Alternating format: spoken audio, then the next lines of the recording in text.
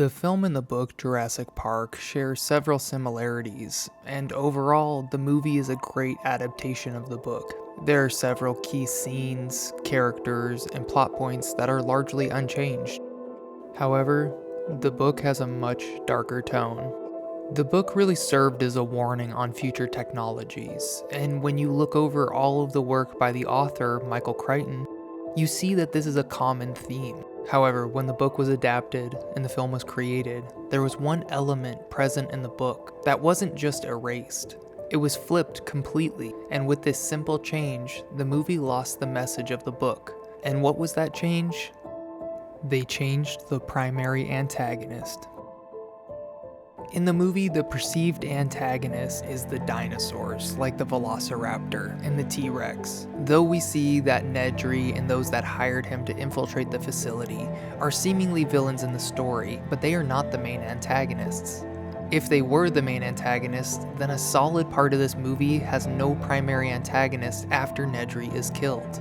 The dinosaurs are the main antagonists throughout the entire film, from start to finish. While in the movie the dinosaurs are the main threat, we do get a little bit of dialogue about the dangers of the science being done to create the dinosaurs, and the movie mainly focuses on the fact that the dinosaurs are a threat, but this isn't really how it was presented in the book.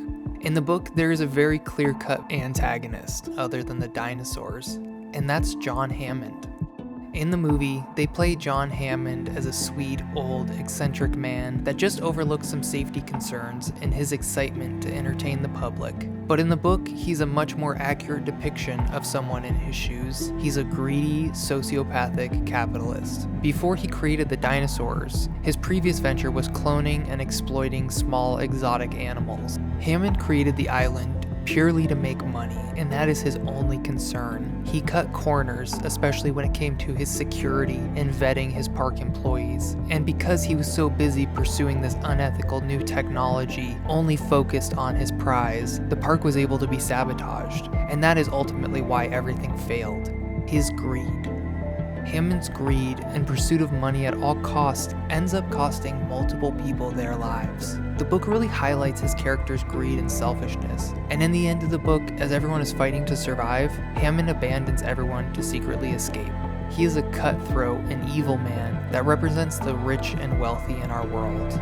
But when they made the movie, they turned him into a sympathetic character to try to spread propaganda that these kind of people have everyone's best intentions in mind, when it is in fact always the opposite.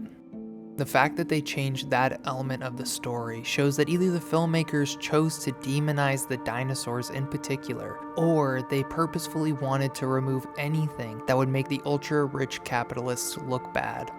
Considering the movie cost over $60 million to produce, I think that's why they changed the script to a different depiction of Hammond, so he's no longer the antagonist. It was to keep investors and the studios happy. In the movie, we never get to see justice when it comes to those who actually created the facility, but a reason why I love Michael Crichton as a writer is he knows how to make a story satisfying. As Hammond goes to escape at the end of the book, he slips down a steep incline in the forest, and at the base of this incline he breaks his leg. As he attempts to climb back up the hill, a group of compies come and notice him, and they proceed to viciously attack him, and as the toxin in their saliva makes Hammond fall asleep, he is slowly eaten alive. It's interesting going back knowing that Hammond is actually the villain of the story when you watch the film, because you get to see the agenda and how things are changed. There was no reason to make his character a good guy, other than to keep up the notion that somehow the rich have our best interest in mind.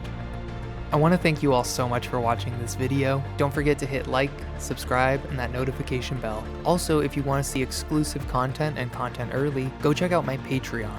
You can also check out short form content of mine over on TikTok and Instagram. And I want to thank you all so much for watching, and I hope you have a great day.